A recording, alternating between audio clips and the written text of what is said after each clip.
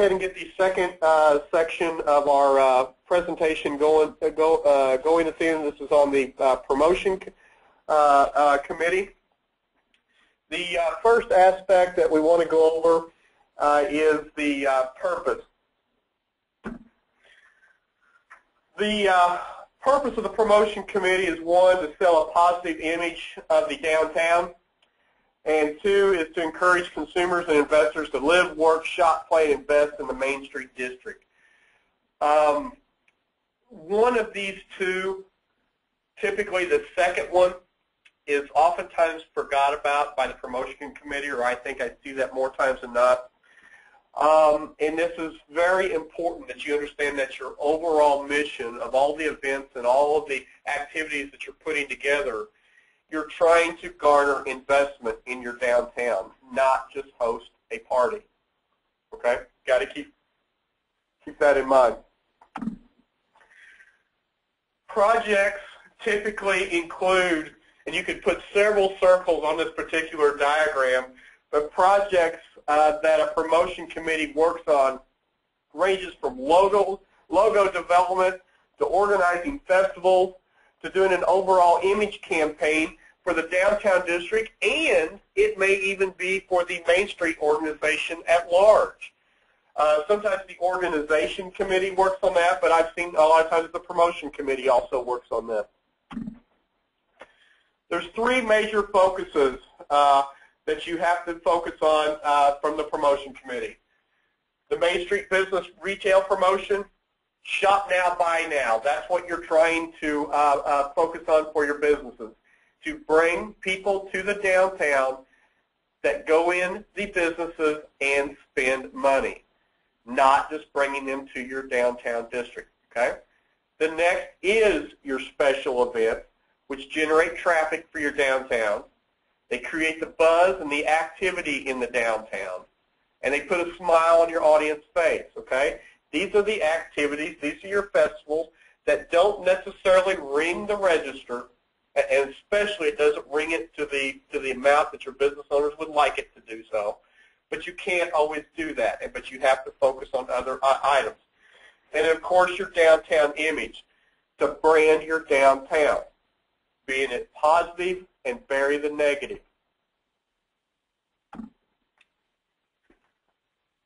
Oh, sorry about that online. I think you saw my pictures there. Okay, hold on just a minute. Okay, they should be advancing now.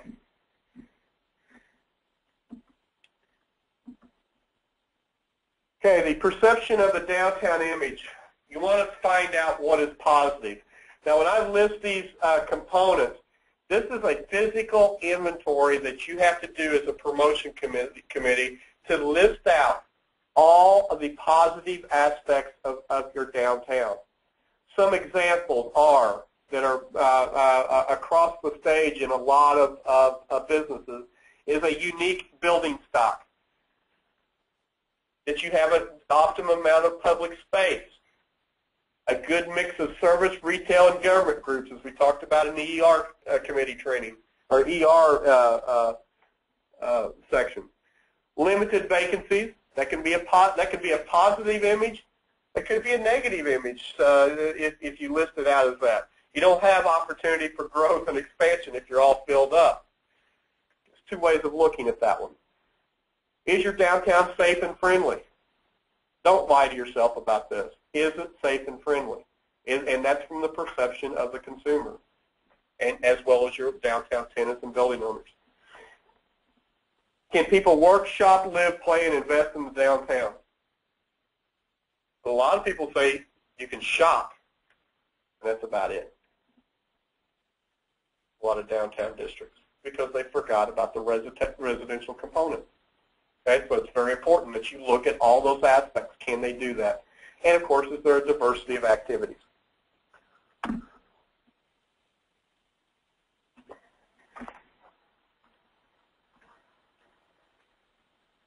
Okay, the perception of the downtown image, what is negative?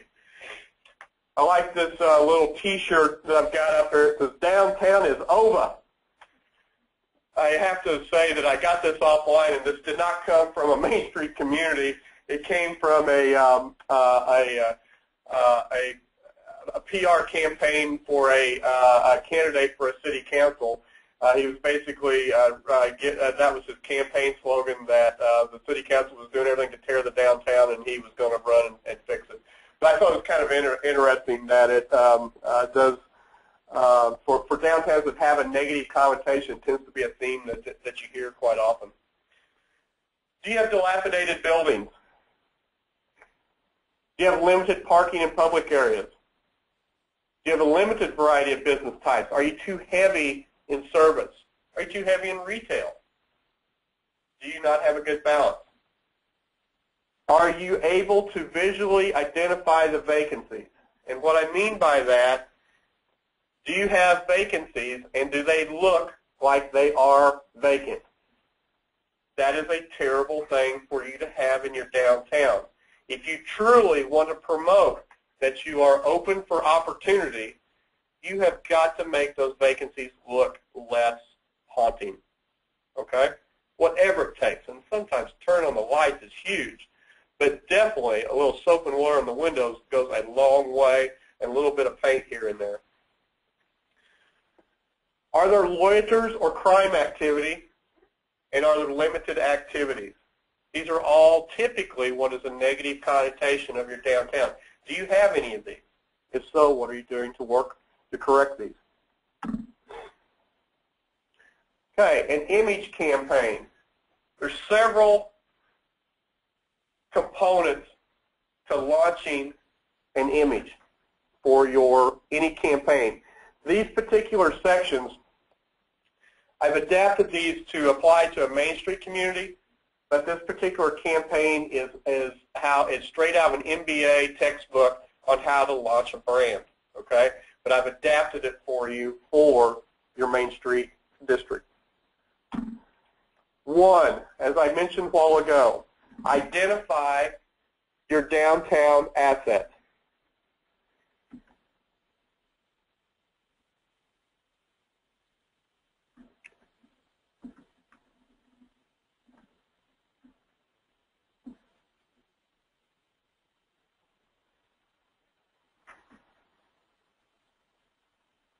Okay. Sorry about that. I have to check. Had a few questions up there, but I think everybody's applauding the pictures and the sound is better. You want to reach out to the design committee and identify those unique and desirable buildings. This could, if it's not from your design committee, then to your Historic Preservation Commission. One of the two has the historic building inventory that you can use as promotion as to what is unique. List out those notable shops. You won't offend anybody for any great extent if their shop is not listed on notable shops. They may ask why, and set very clearly the criteria was traffic count, growth potential, and uniqueness in the downtown district. Okay? So if a salon says, well, I think I ought to be on there, well, we were really looking for a non-service base, or, there's anything that you can come up with. But you have to list out what those notable shops are. The unique and well-attended social gathering spot. Do you have a theater downtown? Do you have a community center? Do you have a post office? What are those social gathering spots where people come just to be with each other? Inventory all those current events that's going on.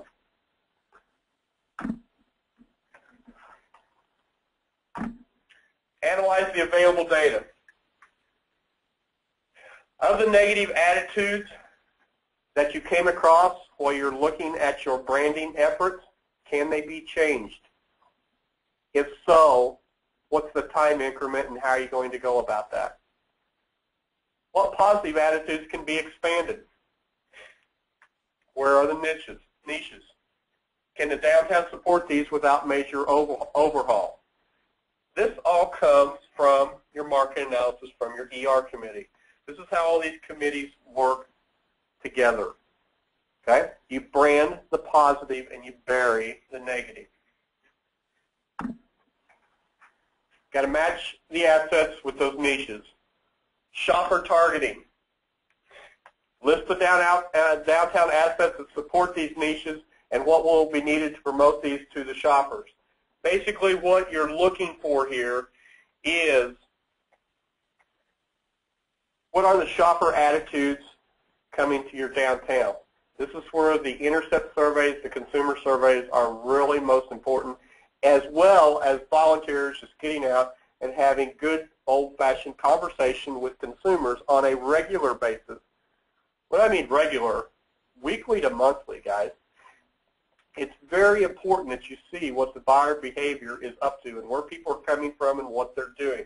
It doesn't have to be scientific, but it has to be frequent.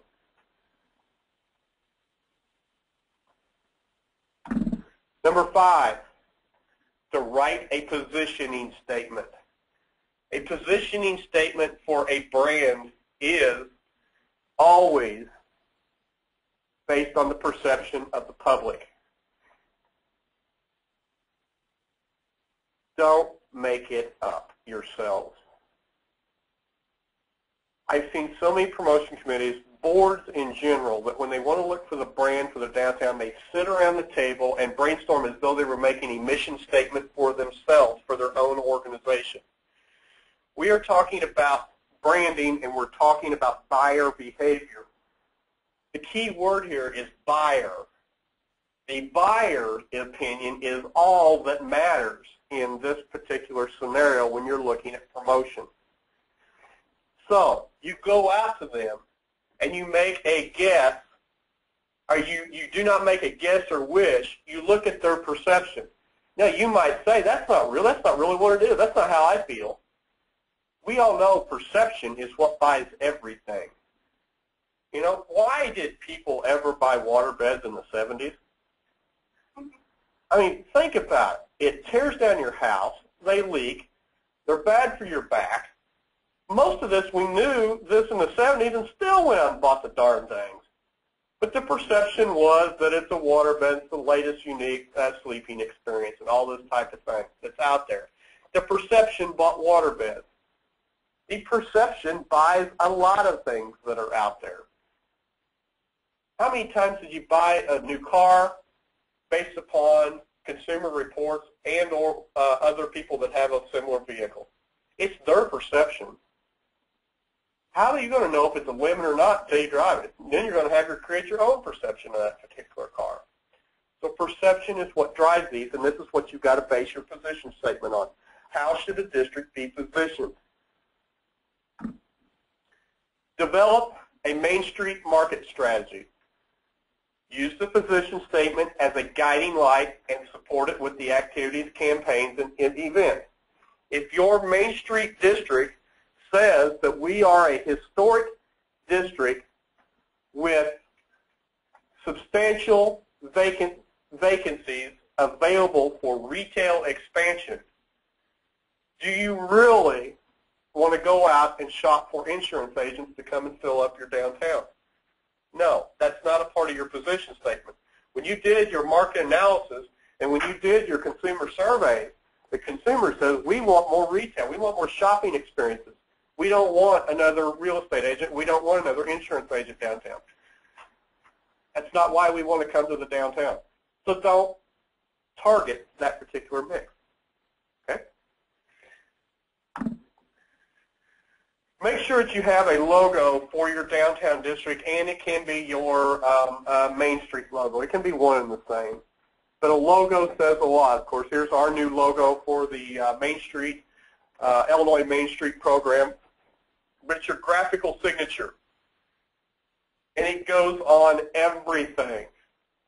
In order to brand yourself, you have to have a visual interpretation of what you are. Make sure that logo goes on everything that is available, from business cards to checks to invoices to your storefront to signs to every single flyer that has a Main Street connotation, everything. Put it out everywhere. Okay? Now, before we start talking about retail promotion, is there any questions on branding your downtown?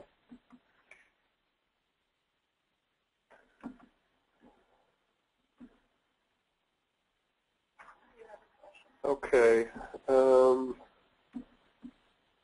What's the question? Thanks, Todd.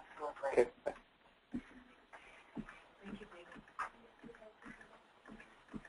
Okay, what's the question? Our local university would like to start a campaign where they add more university-themed banners, signage in our downtown. Which one of these they're wanting to use with vacant businesses and put the university propaganda, I guess I should call it, in the vacant storefront. Do you think that would be an asset? I know our university downtown relations would probably be great, but would that be good for downtown? Okay, the question from the floor was, there's a university here in Carbondale called Southern Illinois University at Carbondale. I'm assuming that's what you're talking about, correct? I hope. SIU has approached the Main Street District about using some of the vacant storefront frontages to use for a university-occupied space to promote their programs. Is that basically that summary of what you're saying? Promote school spirit, yeah. And to promote school spirit and that type of thing. Her question was, do you think this is a good thing from the point of view of, from a relationship basis as well as from, is it going to help for the future growth of the downtown? I think at face value, not knowing the details, I think it's a wonderful thing, okay? Now, the number one reason I think it's wonderful is what's your alternative to that, okay? Do you have an alternative to making those vacant spaces look alive? If you have an alternative, then maybe we need to kind of weigh the pros and cons of that and kind of look at that a little closer. But let's assume you don't have an alternative. It shows that there is support, almost a investment by the university in your downtown, even though it's not tangible, but it shows that they want to promote themselves in an area that they see as being beneficial to their brand. And that's very key to this. That's what is key, that the university, as large as it is, and encompassing so much of the community, region, and state, if not the world with the university, that they see your downtown as a viable marketing place for themselves. That is very huge. Now, the thing is, make sure that there's no long-term agreements with the university to use that space, okay? Now, if that's an issue, then it can be very negative. I don't think they would do that, but you might want to look in the background there to make sure that there's not any type of leasing for any type of permanence to that. Okay? What I would encourage you to do is have them take it one step further to locate a key or a key university service in that downtown. Okay? Because can you imagine if you had the bursar's office in downtown, what your traffic would be like? No, I don't think you're going to get that key organization or entity downtown. But you should look for a key service, like I think I don't know where they do it now, but they used to do it in the student center, the ticket sales for events. Yeah. Is that still in the student center? It's terrible. It's hideous there. Yeah. Put that in the downtown. All sporting events could be, you purchase your tickets down there, all the things that go on. That would be a key service to locate in the downtown, that all you really need is some office space, a server, and some printers. And I mean, that's really, and you could even have the the window ticket counter to the outside where people didn't even have to really come inside to get it. Get an awning out there and have it. But I'm just kind of thinking from that point of view. Question? Well, to go off of that, we currently have banners downtown.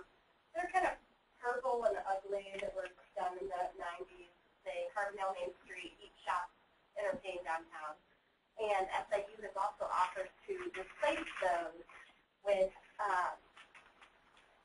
SIU welcomes you to District, SIU welcomes you downtown, Barry Marin. Is that going a step further where it's too much SIU and not enough downtown, or is it just they're making an investment, a small part, that we should welcome it? I don't know how in Carbondale you can ever get away from SIU. Okay, they're huge, the investment's huge. I don't know what the mindset is. Does your organization, your board, want to get away from that? No. Okay. That might be the thing. Do you want to kind of to segregate yourself from it. I don't see why you would want to do that. What I would encourage you to do, though, is partner with them more, maybe put the Main Street logo on there along with SIU logo. I guarantee you SIU policy is that their logo has to be above yours. That will happen. I just know every university operates in that fashion. But you don't really care who's on top. There's a lot of different things that you can learn. Co-branding would be huge, and maybe if you've got a slogan for your downtown that's a Main Street slogan, incorporate that into some of the banners or intermittent through there to where that you can give it a Main Street feel with university support. Okay, let's kind of model it like that. Okay, all right. Okay, a lot of questions here from Carbondale about incorporating SIU into the mindset. I think SIU is an invaluable partner, but I think just by nature, because of how big and how huge they are, you got to be just a little bit alarmed that you get absorbed by them in a downtown district. And it's definitely something that you and your board need to be very cognizant of. But I would imagine that SIU would be very open to negotiation to where branding can take place.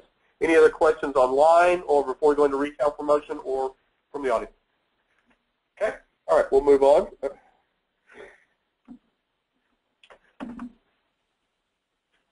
Okay. With retail promotion,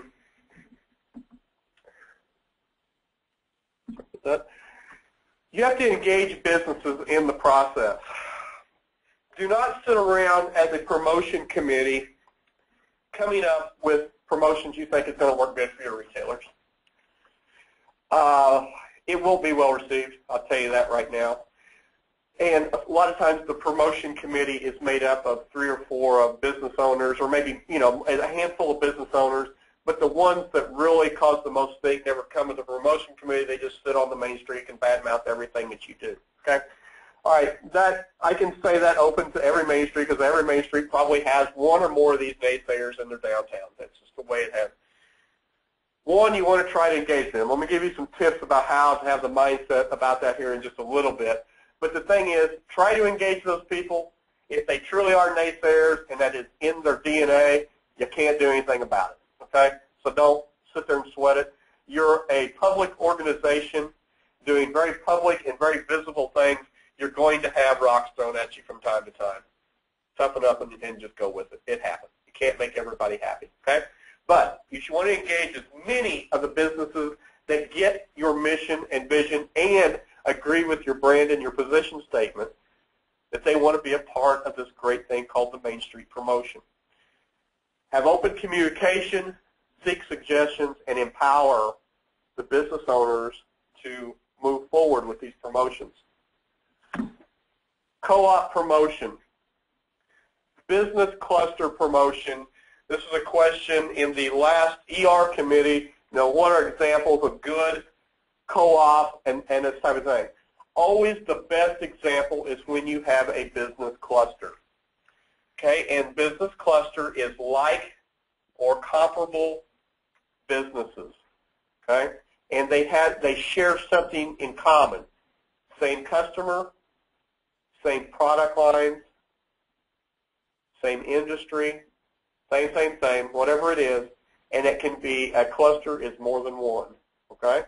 So it can be 2, it can be 20, it can be 200, it doesn't matter, but you're looking for that particular cluster, okay? Here's a couple of examples, and both of these have to do with food, because probably those are the typical Main Street clustering that happens more times than not, but basically a taste of downtown. Many of our Main Street communities are doing that. They're doing it well, but that is a very good use of co-op promotion. Complementary business promotion, okay? This is cross-retail, all right?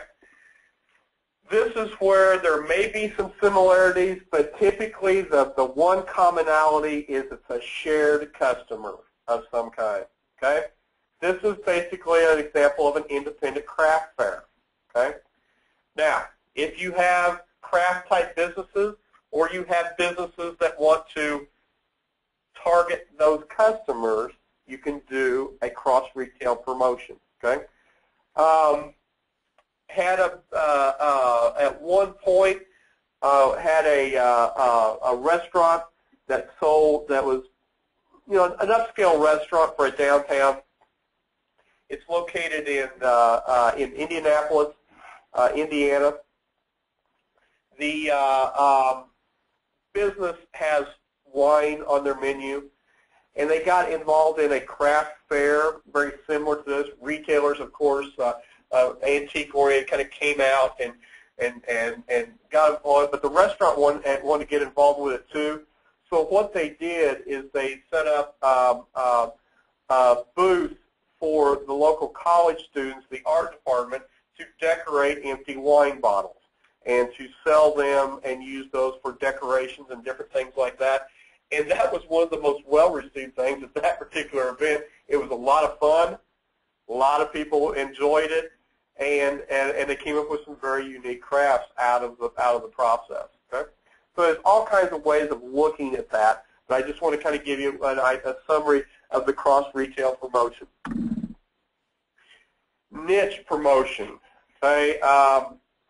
This is something that is very trendy right now, and I'm hoping that this trend turns into a fact with Main Street communities and becomes a part of their arsenal, but like girls' night out type functions, okay?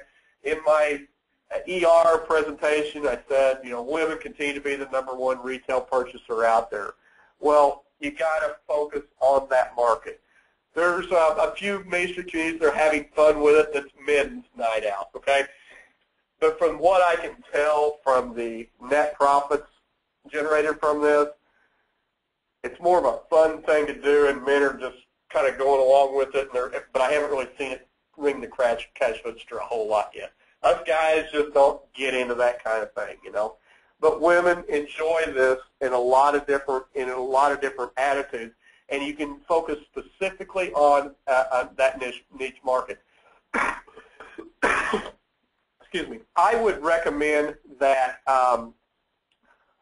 when you're focusing on a girls' night out, you might even want to kind of focus maybe on even a demographic age range of girls' night out, like early 20s night out, the over 30 market, or something like that, because there's even that particular those demographics break out in women buying habits across several different latitudes and areas right there. So there's all kinds of things that you can do. And this next one is called an Art Move. It's just basically an art fair in the downtown that's promoting specific art stores that are there. All right, this is one of my probably my most controversial thing, the way that I teach this particular section, but I don't really care because I've seen it work time and time again, so I'm just going to let you have it. The individual business promotion controversy. I've talked about cross-retail, and I've talked about niche marketing, all that kind of stuff. You've always got businesses, well, you never do anything for me. You don't ring my cash register. What have you done for me lately? You never done anything for me. I just hate Main Street. I get more out of the chamber than you. I don't get anything out of anybody. I'm my own person. You got all this thing that they say, okay? First statement on here, some are going to get it and others don't, and I'm talking about the ones that don't right now. Keep promoting to your strengths and do not let those people affect you. As I was told by a county chairman of a board one time, when I asked him, how do you deal with all these naysayers, he says, I appoint them to a committee. I make them committee chair. If they don't like it, I make you ahead of it, so if you're not liking it, you don't like yourself. That's kind of the way that you've got to do it in the Main Street world. Okay, I appoint you ahead of this committee. Well, I don't want to be a part of a committee, and then you don't want change. Okay? This particular photograph right here is of a young boy on a playground, and what do we assume? That he's by himself, and the other kids are playing in the background. Well, I want you to know that that's that naysayer, and all those kids having fun in the background, and all your promotion committee, all your other businesses in your Main Street district, they're having a great time, and they're making this kid cry. Well, I'm telling you right now, you go make them cry. You go make that naysayer cry, and you've done your job. because they'll have to join you, or they'll want to join you, or they're just going to sit there and cry the rest of their life, and that's okay too. But make them cry and move on, okay? Be rough, because you're doing such positive things, because if you truly have a thriving Main Street organization, those people are in the minority. They may be the most vocal. You may hear them more than you hear anybody else, but they are in the minority. We're a democratic nation. You're a democratic organization. So make sure that you make the naysayers cry and move on. Okay? All right, before we get into special events, is there any questions on retail promotion?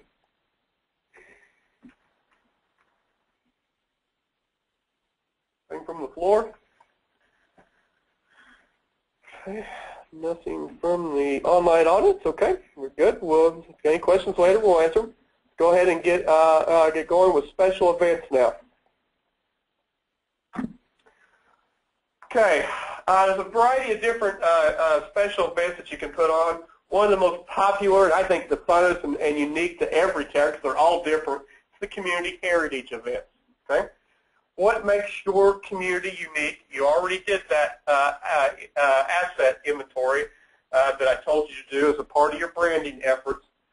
So you know, from a heritage point of view, what makes your downtown district unique? Is it a railway festival? Is it a strawberry festival? Is it a farmer's market? What do you have in your community? Realize I have Carbondale here with me. SIU is a part of your heritage, okay? So it's, you know, it's been around a long time, and it is part of your heritage. And you have a lot of other things that are part of your heritage. And it's what you promote and how you promote them as to how nostalgic people are for it, as to how well the event will be received. I think, and I challenge every community to come up with 6 heritage events per year. That's a lot, but it can be done. All unique, all different, but all speaking to the history and heritage and all the goodness that your community has offered for years and years and years in the past.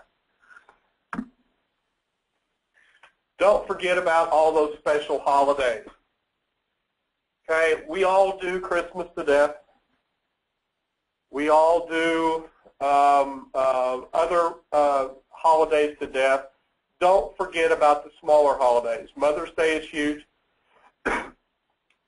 Halloween, of course, a lot of people have the Halloween parades and that type of thing. Of course, I'm in Carbondale again. There's been a lot of heritage with the Halloween festivals that's been in this town. I was a part of a few of those in the early 90s and 80s.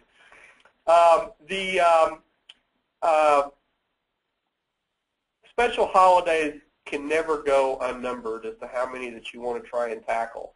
I challenge the promotion committee to pick up a new holiday per year, maybe do away with one that's not that well attended or received, and kind of pick up a new holiday. You know, maybe you've not really ever looked at St. Patrick's Day before. Maybe you have not really looked at Arbor Day before. You know, there's all kinds of those little smaller holidays out there. Is there something that you can get behind and support that would be a special event? People are always looking for something to do on a holiday. Sometimes they just travel far and far away. And when we promote Christmas time, if you don't get the festival early enough, people are already gone and they're already holidayed out and they don't want anything to do with it anymore. So you got to you almost got to do the Christmas holiday right after Thanksgiving sometime to kind of get it out of the way and get people, well, they're still energized about the holiday and get it moving on. But you've got to kind of look and what would be the special timing on that would work. Social events. Okay, what are good social events to bring people to the downtown? One thing I like is the cleanup event that a lot of times Main Streets will host. Just come in and clean up. It's a social gathering. It's not picking up trash off the street. It's a social gathering that you happen to do a little cleanup while you're there. That can be a very fun event. Even though it's not a Main Street community, I like to show this picture. The picture at the bottom is from my hometown McLeansboro, Illinois. So not a main street, but very historic downtown. The county itself only has 6,000 people in it, and the town has about a little over 2,000 people in it. It's not changed since I'm born and raised there, and hasn't changed in 40-plus years that I've lived there. But one thing that became just a social event was to have a drive-in. And what I mean, just people with their nostalgic cars started coming to McLeansboro just based upon because there was a few interested grease monkeys in McLeansboro that wanted to get together and get their cars together. The friends came in. They now have a drive-in that brings in about 500 cars per year to tour and sit on our courthouse lawn. And I think this is interesting because a lot of times with these type of events, it's associated with sometimes a party and drinking and that type of thing. Our county is dry. The whole county is dry, including the pound. So this is very much a family-oriented event. It is for the entire weekend that it takes place. And it's just grown and grown and grown, but it is a social activity. Do retail businesses gain a lot from this? Not a whole lot. One reason, we don't have much retail there. That's one reason. Second reason, people just come and look at the cars and they leave. And that's just kind of the way it is. Okay? Music festivals are huge. Brings people to your downtown. It may not ring the cash register, but vendors on the lots, vendors on the place, they can make some money. You have to encourage your businesses to set up vending booths. Okay, we've talked about a variety of different kinds of events. Before we move on to media tools of trade, are there any questions on any of the events that we've been talking about? Types of events. No, pretty straightforward. Most of you are doing a pretty good job at it. Okay. Okay. Moving on now to using media tools of the trade. You work for Facebook? Don't throw anything at me, okay? I just made a comment. We have a lady in the office, in the audience here with us, and she's a volunteer for the Carbondale Main Street program, but she also works for the Southern Illinois newspaper, okay? I tend to, if anybody's ever taken any of my classes before, I tend to be a little harsh on the newspaper, so this may not go well for us here now, so let's see where we end up at. I'll try to be brief and be gentle. There's a lot of ways to market ourselves and brand and sell our brand and to market our events. There's more media outlets out there than I can even count anymore. The traditional ones are out there. They're every bit as expensive as they always were. They cost the same if you look at economies of scale on them. They've been out there for a long time. They're tried and true, and then there's all these new ones that are out there also, and it's just endless as to where you can promote. The key to promoting an event is to get them in as many places as possible. I alluded to this briefly in the ER presentation. When I was in college and going through my MBA training and what have you, the number that they used in the marketing, the buying mode was that you had to be had an impression on you of 8 times of a brand before you made the buying decision or you considered making the purchase. It was 8 times. So in other words, you saw an ad on the newspaper, in the newspaper, that was 1. Saw a commercial, that was 2. You saw somebody that's got one, that's 3, and you can see where it goes, the impressions come from. It took 8 times to really drive it home to make a buying decision and probably would buy that particular brand. That number has risen to 13 now in the expanse of roughly 25 years. It has really done it in the last 10 years, okay? With the social medias that have come on board, people's influence on each other socially is so influencing buying decisions that it's convoluting how that purchase takes place more than it ever has done. You would think with every credit card purchase that you make, every time you're on a Facebook page, every time you Google anything, we know you've done it, us marketers. We know everything about every place you go. We can find you anywhere in your buying habit, but it's harder than ever to get you to buy from us than it has ever been because you have so many options. And the market is so convoluted. And the under 25 crowd, age-wise, is not making a lot of decisions unless they have a ton of their friends that like it first. So it's becoming very difficult in order to make the buying decision, okay? When you're promoting events, when you're promoting your brand, press releases are huge in the conventional medias, okay? Press releases get read statistically almost 5 to 1 more times than an ad. So if you're hosting an event in your downtown, a press release talking about all the greatness and goodness of that event is going to get you more mileage than if you take out a quarter-page ad in the newspaper, okay? Do you have to do the quarter-page ad?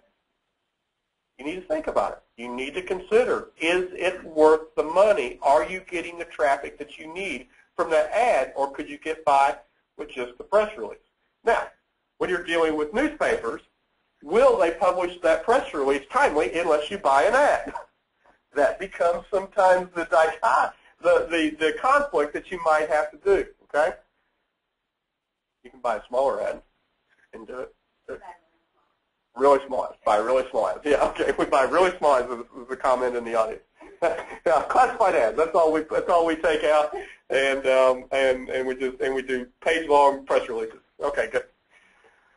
Another thing that's that newspapers need to be aware of when you when you're doing newspaper ads is the under 35 audience is rarely reading a physical newspaper now. Now, if you want to buy banner ads on the newspaper's website, consider it if you haven't done it already. People get their news on the internet. You want to buy an ad on the smartphone application where the majority of the under 35 are reading their news. And I would say in 5 years, the majority of everyone is going to be reading their news on the smartphone that we have in all of our pockets right now. But the conventional newspaper ad and the conventional form of the newspaper, the industry model is struggling right now. It is very difficult in that industry to get people to buy based upon seeing an ad in the newspaper because they frankly are not seeing it because they're not cracking the newspaper like they did years and years ago. The newspaper was the place to go to for all your marketing needs. It's changing dramatically and becoming more and more obsolete all the time. Radio, TV, and cable continues to be a very dominant feature. Don't downplay what goes about ads and what have on those particular mediums. We all know they are very costly. We know they cost a fortune to get impressions on them. But do not downplay their necessity in promoting your events. Make sure they're reaching your targeted audience. If you have events, let's say that you're having a women's night out. Well, what kind of music and talk shows and radio stations do women listen to? You don't know. You can't come up with that yourself. You need to do surveys. Now, the radio marketer will probably tell you their demographic, but it's the global demographic for that region. They know based upon their ratings, approximately how many females listen to their radio station at what time they take that into consideration. You're not targeting every single one of them females.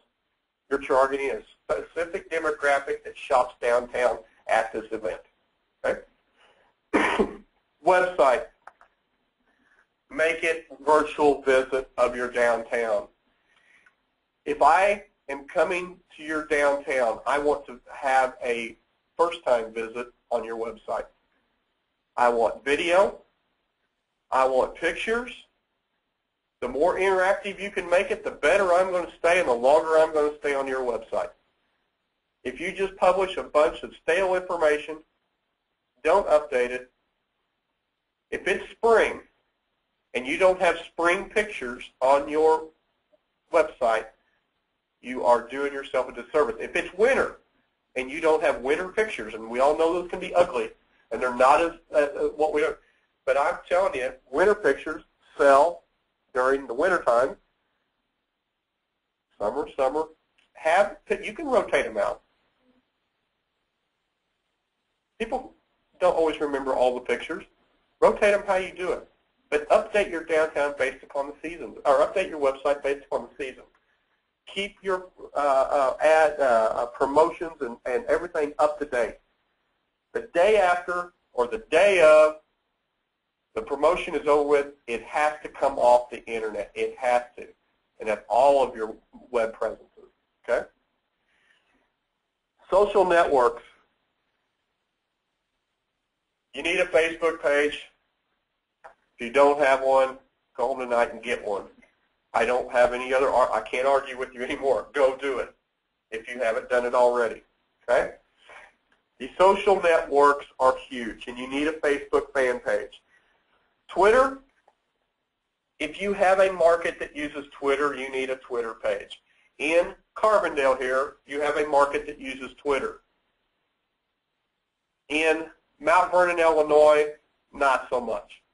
In Golconda, they probably don't even know what Twitter is because, and the reason is because in Golconda and Hardin County, those type of Main Street communities, the social media aren't used at the maximum potential because they don't have bandwidth down there, and that's what I'm getting at with that.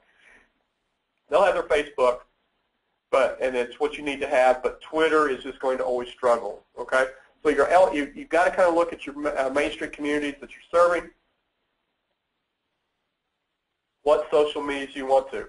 Foursquare is an awesome thing for using for business development and business promotion, that type of thing. It's a good social media interactive. Creative and update frequently. Post daily on Facebook fan pages, no more than 3 times per day. Okay, that's the rule of thumb. When to post? Mix it up. 7 to 9 a.m. is a good time. 11 to 1 p.m. is a good time. 4 to 6 p.m. is a good time. 8 to 10 p.m. is another good time. All those are times when people are getting on it at work. I know it's a shocker you didn't know and you don't use Facebook at work, but that is the primary place that people use it outside of their smartphone. And then at 9, 10 at night, that's when kids go to bed and they get on Facebook because they've got nothing to talk with their spouse about. So they get on Facebook. And sometimes spouses talk to each other on Facebook. That cracks me up sometimes. Okay? So those are awesome times. You can do it on weekends if you so choose, especially if you're having events and different things like that. You want to tweet or you want to Facebook from the event. Smartphones can do it all for you. It's not like you have to be in the office to do any of this. You can do it all from your smartphones and use it continuously. These are some social media sites that are out there. Of course, you've got the Illinois Main Street side, Facebook fan page. These are a couple around the town that I know that these two directors are very active in social media. Danville and Moline, Dana at Danville and Pam up at Moline. I know Quincy is very big in social media. You do, okay. Carbondale does. I wasn't familiar with what they were doing here in Carbondale. But a lot of you are really engaged in this, and you do a lot of information. Just keep it updated a lot and have a lot of fun with it. That's the thing about social media. I want you to remember the term, social. It doesn't say business media. It doesn't say hard selling media. It doesn't mean anything. It's just a gathering place. It's like a party online. You just go there and you chat and you have a great time. And you talk about yourself. And you become narcissistic as all get out. And then you leave it when everybody else is too narcissistic. Okay? And you come back to it the next day to see what they posted. Okay? So it's just have fun with it. Have a great time with it. Okay. Any questions about marketing mediums before we move on to roles and responsibilities?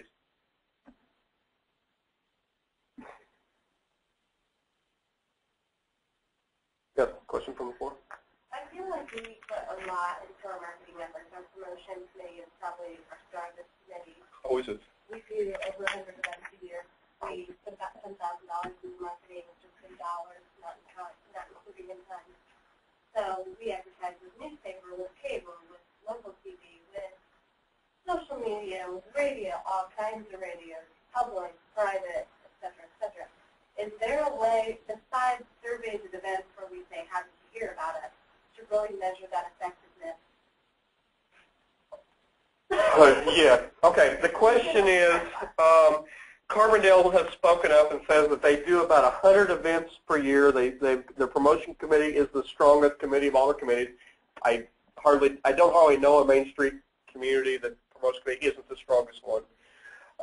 The question is, spends a lot of money annually on these events in a lot of different mediums, wants to know how best to measure the importance of the effectiveness of where they're doing their promotion at. Well, hands down the best is these on-site surveys, okay? You cannot beat those. Those truly are the best. But now, I might want to look at your surveys because they don't have to be rocket science, okay? Literally, just checking off.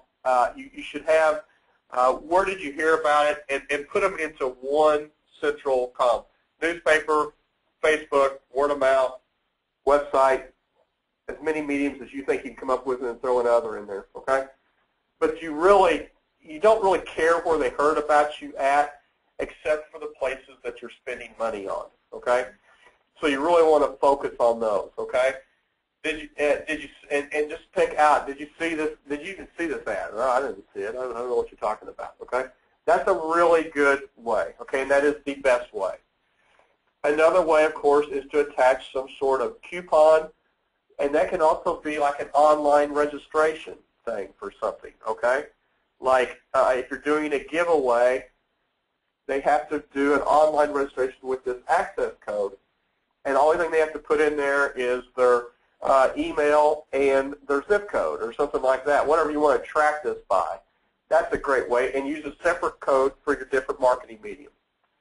Okay, that is an excellent way to do it. It removes you from the process a little bit more and kind of puts it on the consumer's end to do it. Okay, there is no other way.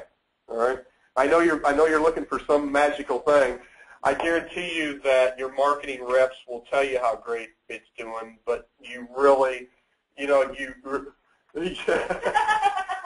it on the marketing reps again. The thing is, you've got to do your own research yourself. There isn't any other way of doing it. Okay, but and really the underused thing is using these online codes to register for, you know, a giveaway or something like that. That's the most underused, but really is an effective way of tracking. Any questions from online? Okay, about another 15 minutes here, so bear with us. This is going through great. Maybe get there a little bit early. Okay, the promotion committee roles and responsibilities. Roles of the committee are, you've got to understand the changing market. I alluded to in the ER bit, I believe it was, or, well, I'm getting kind of tired, but I believe it was in the ER committee training that how we target and what a bar will be like in the downtown is going to change, and your nighttime entertainment is changing because the demographic that's coming up the pipes, the over 21 right now market, is changing how they view this entertainment. What is fun and where they're going to spend their money at is not the same as it was 10 years ago, and in the next 5 years it's going to change. So if that's the case in your community, in your district, you've got to get a handle on it. You know, what do we need to bring down here? What exactly do we need to not lose our nighttime entertainment or to expand it? You've got to identify those downtown assets. The promotion committee spends a lot of time party planning. The committee volunteers spend countless hours just getting the next party ready to go. You forget the overall mission of this, and that's to brand the district and encourage a reinvestment or investment in your downtown district based upon the promotions that you host.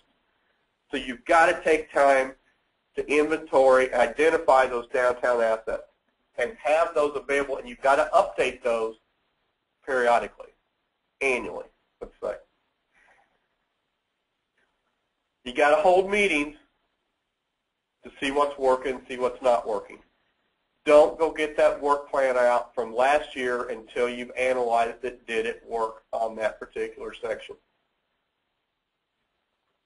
When we'll talk about it in the committee training, but when you do your work plan development, you do this at a retreat, do this separate from your normal functions of your Main Street business.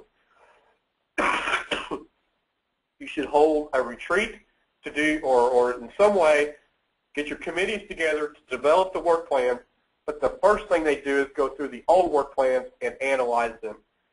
Did they work? Should we even do it again, or do we need to rethink this, or just go, go, go? It worked great. This is something we need. Don't keep doing something annually if it's not working. You're going to lose volunteers, and you're not meeting your mission of the promotion committee. Business people. Engage them in the process. Business people are your worst volunteers because they say they don't have time to do anything. Well, whatever. Got time, don't they? I mean, they got a business going, so they found time to do that.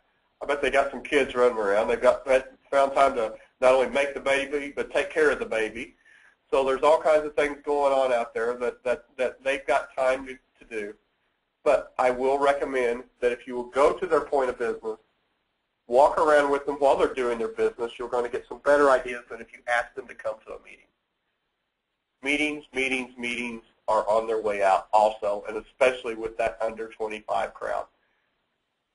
Because generation XYZ, QMOP, whatever number, whatever letter of the alphabet that the next generation is on right now, they're very, very task-oriented. Give me a task, tell me exactly how to do it, and tell me when it has to be done by. And I'll get there 5 minutes before it's done, but I will do it perfectly. This generation that's coming up is one of the best at performing tasks that I have ever seen, as long as they have the rules and the wherewithal to get it done, and they know what's expected of them. If there's any part of that they're not clear on, probably not going to get done. Okay? You're going to have to keep that in mind. Where my generation, we kind of like making it up as we go along. That was kind of our thing. All right? We'll get it. May not be done on time, but we're going to get there, and we're going to have fun doing it, and we're just going to make it up. We don't really like the rules. You know, we don't know all the rules. This generation likes the rules, likes to be able to know what to do, but they're great at getting it done. Okay? So meetings may not be, if you want younger volunteers, may not be the way to do it. But, you know, there's ways of getting around that also, especially with all the virtual aspects that there are. Organize projects and create new image campaigns. Your goal, remember, is to lure people back into the downtown. And it's luring. I don't know if we have any fishermen online or in this room, but you literally throw your lure into the water, you reel it slowly so everybody can see it, and then when you don't have a bite, you do the exact same thing again until you get a bite. You just keep doing it, and then if it doesn't work, you change the lure. We don't have the option of going to another pond. We have the Main Street District. We've got to stay in the same pond. So we can try different lures. We can't ever really go fast with this. It's incremental. Okay. Committee members should commit to at least 1 year of service. Okay? When you go in and ask somebody to volunteer for your organization, try your best to downplay that this is a lifetime's work, because it will scare people away. Okay? Especially those young volunteers. They want to get in, get out, and get the job done. Okay? but try to get at least a year out of people if you can, and tell them, we just want you to handle these specific projects or this one project. That's the best way to get a volunteer in. If you've got a work plan in place, you got everything, just take it in here. I need to put your name on this slot. You game? Take 2 or 3 of your friends with you when you go. It's a lot easier. It's a lot harder for somebody to turn down 4 people as it is 1 person, and you'll get the name on there. Even though I talk about meetings being a difficult aspect, and it may be changing over, people attending meetings, more than likely, especially with the promotion committee, you got to meet at least once a month. You got to. In order to get stuff rolling, you got so. Promotion committee is the most active. You got stuff always on the hopper. You always got something on the burner. You got to meet to make sure everybody's on the same page. A volunteer typically should be asked to do 3 to 5 hours a month, and try to hold yourself when if you get a volunteer, a friend of yours, or somebody that you're acquaintance to volunteer. Now, well, how much time do you put? Be very honest with them. Say, I put in 20 hours a month or whatever. That's what I do. I need for you to put in 3 to 5 hours or whatever you think it might be. Be honest with them. If it's 20 hours a month and you know that it's going to take that amount of time, tell them that. People are a lot more likely to volunteer if they know what the time commitment is, because in their minds they're always scheduling. They're doing this, they're doing that. Okay, I've got 3 to 5 hours per month. That's they'll do the math quickly. That's 1 hour approximately a week. I can do that. If they do more, it's on their own, but make sure that the task that you've asked them to do, be very honest with them on how much time you think they commit to it. If you tell them, a couple hours a month, when it takes them 20, 30, 40 hours a month to get that task done, you've lied to your friend, and that friend isn't going to come back. Okay? Attend training sessions. Thank goodness the Illinois Main Street program is back on track again. We're going in a direction. We're providing training. Tell us what more trainings you need. We're just getting started with what came out of the assessment process. We know these trainings have to get done. There'll be more offered. Try to send somebody to the national conference. When it comes to rural downtown development, I don't work for the National Trust, but I got to say the Main Street Conference is the best thing I've ever attended, ever. I've had the good fortune of teaching, instructing classes there before. They're well-attended classes. I've gone. There's just tons of topics. You can't do all there is to do in the one session. That's why you need to take several people with you if you can. Read orientation and committee materials. Tell your volunteers they have to do this. Everybody has to know what the roles and responsibility are for getting on there. Learn the Main Street 4-point approach. Have them attend these committee trainings so that they know. Recruit and orient more members. Participate in projects, of course. Report those volunteer hours. So everybody can keep the funding up. We got to know how much volunteer time we got, and then work on the work plans. What's the typical type of person that serves on a promotion committee? Well, one's downtown merchants because they've got the most to gain from this. Okay, and you want as many of them as you possibly can get on at least one aspect of the promotion committee.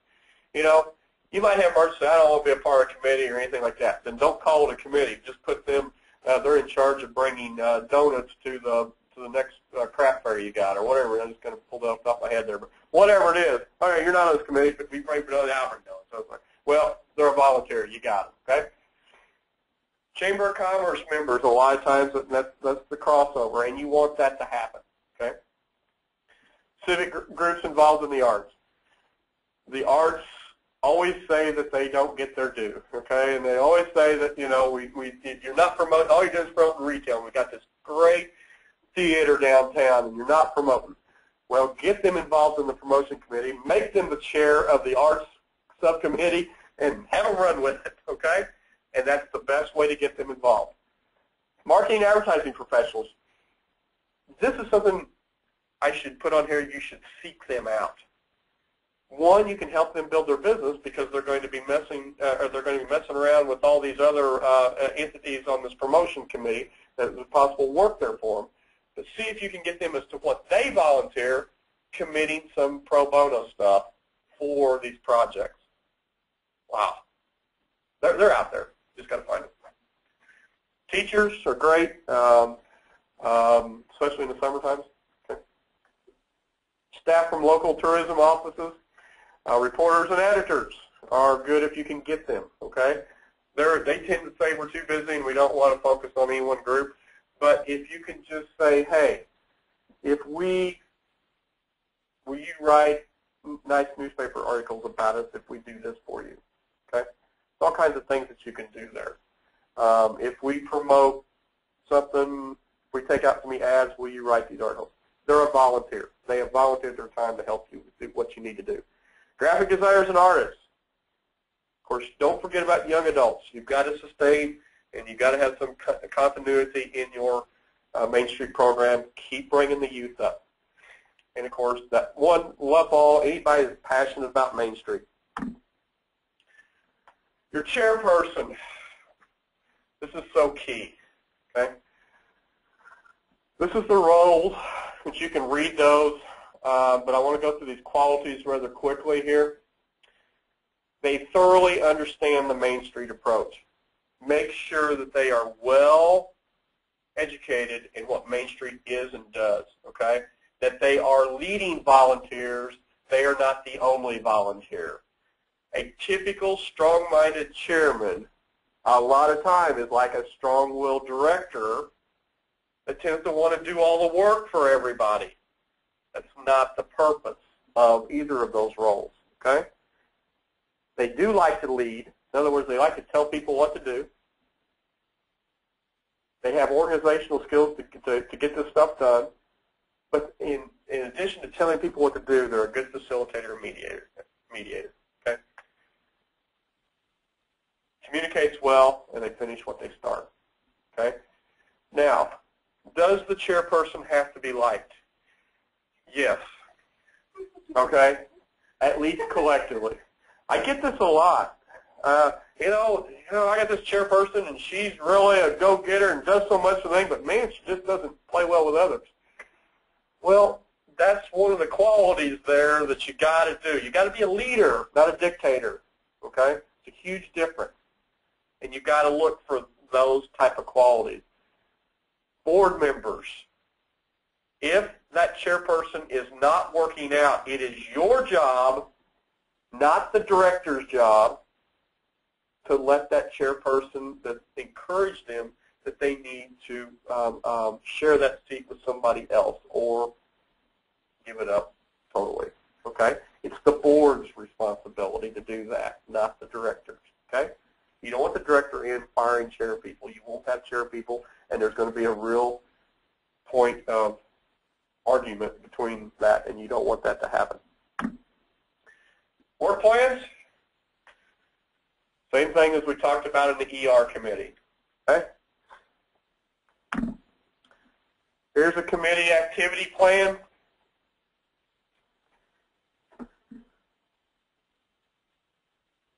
Sample work plan.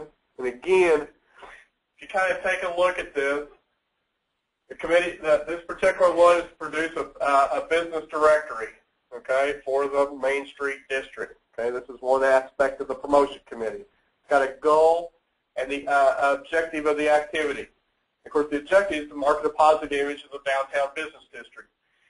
14 tasks just to put together a simple directory. You wouldn't think it, would you, right off the top of your head? But in this particular example, that's what it took. Who's responsible? The due date, if it's done or not, and what was the budget allocated for?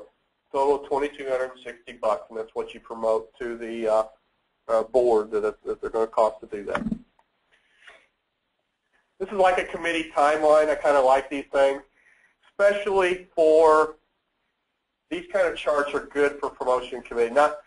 They have less of a use in the other committees because you don't have as much overlap, and the projects aren't back to back and as intense as they are in the promotion committee. Kind of tells you how many people you need every month, you know, based upon the workload that's coming up. As you can see, there's August through November, pretty intense. There's a lot of things going on, you know. And that's the way all of your organizations look. But it looks pretty good on these type of charts. You're able to demonstrate to the business how much you actually have going on and the balance of the year that you have it going on in. Many a small thing has been made large by the right kind of advertising. Mark Twain from Connecticut and King Arthur's Court. All right, I'd like to wrap up with questions. We have about 5 or 10 minutes that we can do so. You can ask from the ER perspective and or the promotion if you would like to, both from in the house or online. Before anybody logs off, I just want to let you know that check back on IllinoisMainStreet.org's website. Hopefully by the end of this week, we will have the website updated with both of these presentations, as well as the presentation in just PDF format, so you'll have that also. So if you can think of anything, just let me know. Any questions? Yes, there are questions from here in the room. You just made a comment when talking about the promotion committee. We need to meet once a month. My promotion committee is spread out over probably 10 subcommittees. Okay. You know, I have sometimes the subcommittee is meeting 3 to 4 times a month, but the promotion committee as a whole, hardly ever meets. Okay. Putting all of those people in one room. The question was from the floor. I had made a statement that the promotion committee needs to collectively probably meet once a month. And the question from the floor was, so I got about 10 subcommittees that are all working on projects and doing this that are meeting, but the promotion committee in general does not meet once a month. Here's my question to that and my answer. One, are you doing all that the promotion committee should be tasked to be doing? Okay, are you branding? Okay. Well, no, our branding is totally done by staff. Okay. Well, that should be moved to promotion committee, and there's some tasks. I think you become very task-oriented in that promotion committee, and you need to have just a little bit of more work planning and maybe just, I hate to use the term visioning because that's more the board's direction, but a little bit of visioning for the work plan and to make sure that the branding efforts of the committee are being taking place, as well as maybe some analysis. Are these 10 subcommittees and are these projects all worthwhile? If they are, great, wonderful. I'm not the one that wants to argue that, but I think the committee should be weighing this on a regular basis. You know, if monthly isn't in your stars, then quarterly, something that works. Yeah. But to make sure that you're meeting the roles and responsibility of that committee, you'll just be a better committee in the long run. Okay? Other questions?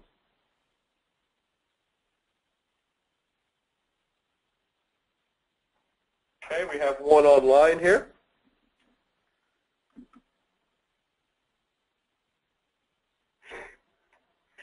The question is, how do you think a typical promotion committee should measure success on an annual basis? It's very simple to answer that. One, of all your work plans that you put in place, were they all accomplished and within budget? Did you retain at a minimum your volunteers and or grow your volunteer base? And have you been able to distinguish that there is a positive or a greater positive attitude for your downtown district? Now, how do you measure that? One, typically, the volunteer base is one indicator. Are more volunteers coming in? That's a good indicator that there's a positive aspect being taking place. A second thing is the media picking up any on their own press releases, we might say, or articles about how great the projects are going? Are people blogging, Facebooking? Are you seeing positive images? And I would definitely print these out or just save them to disk or something. Anytime somebody posts anything that's positive or negative, I guess, but put that in a budgetary, put that in a planning file for your work plan. These are great indicators. If things are positive about your promotions, especially with social media, people will be talking about it. It doesn't mean they'll be talking about on your Facebook fan page, but they'll be talking about it on their own Facebook page, which you're probably friends with. So that's a good indicator. I hope that answers your question, Fred. Any other questions online?